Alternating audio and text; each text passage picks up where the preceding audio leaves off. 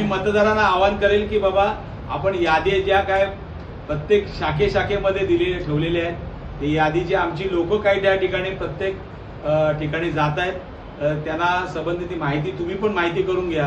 कारण एका बिल्डिंगमध्ये जर समजा 10 कुटुंब राहत असेल, तिथे जर तुम्ही 50 कुटुंब दाखवत असेल तर मला वाटतं त्या बिल्डिंग मधल्या लोकांनी सुद्धा त्या ठिकाणी जागरूकपणे लक्ष घालायला पाहिजे.